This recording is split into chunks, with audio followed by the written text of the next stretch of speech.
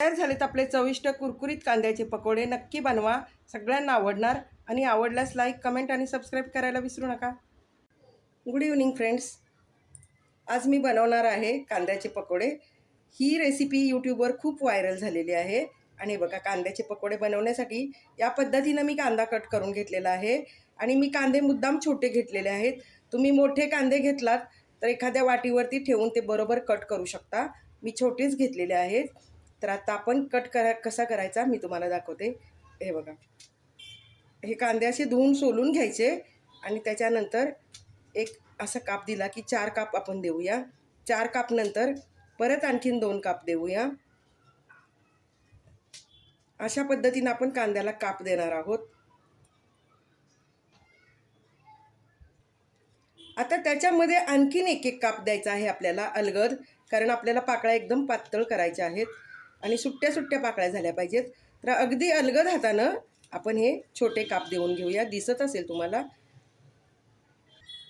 मी हे कांदे छोटे घेतलेले आहेत, त्यामुळे दिसायला थोडंसं कठीण जातं आहे, पण मी दाखवते तुम्हाला. हे बघा, कारण हे मी छोटे का घेतलेत, तळायला बरे पडतात, थोडेसे तेलात होतात. तर हे बघा, आपल्याला हे अशा पद्धतीनं कांदा कापून घ्यायचा आहे आणि आपण मिठाच्या पाण्यात ठेवून देऊया. इकडे 4ही कांदे मी या पद्धतीने कापून घेतलेले आहेत. या पद्धतीने आपण कांदे कापून घेतलेले आहेत. आता हे मिठाच्या पाण्यात आपण ठेवून देऊया आणि नंतर आपण याचे पकोडे बनवणार आहोत. पण हे कांदे मी छोटे का निवडलेले आहेत, कारण आपल्याला मोठे कांदे घेतले तर कढई मोठी लागेल आणि तेलही जास्त लागेल, म्हणून मी छोटे कांदे घेतलेले आहेत. आता आपण कांद्याचे पकोडे बनवण्यासाठी एक बॅटर बनवणार आहोत.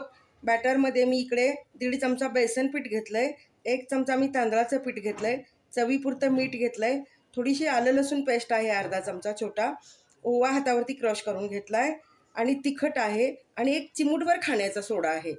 तर आता आपण याचं बॅटर बनवूया. इकडे मी अर्धा कप पाणी घातलं आहे आणि आपण आता हे आपल्या कांद्याला कोट होईल असं पातळ बॅटर बनवून घेऊया. कलरसाठी थोडी हळद घालते. आता आपण या बॅटरमध्ये हे बघा, हे असे कांदे आहेत ना, ते आपण बुडवून घेऊया आणि प्रत्येक कांद्याच्या फोडीला बॅटर कसं लागेल ते बघूया. आणि प्रत्येक कांद्याची जी ही आहे ना, कळी आहे ना, प्रत्येक कळीला आपण हे बॅटर लावून घेऊया.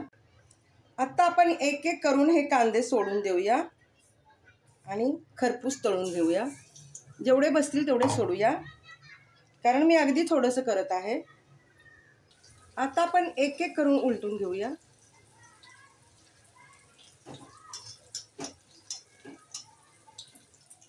सगळे पकोडे खरपूस तयार झालेले आहेत. मी काढून घेते. हे बघा, तुम्हाला दाखवते. कांदे छोटे आहेत त्यामुळे ते व्यवस्थित दिसत नाही आहे. तर आता आपण काढून घेऊया. तयार झालेत आपले कांद्याचे पकोडे. नक्की बनवा.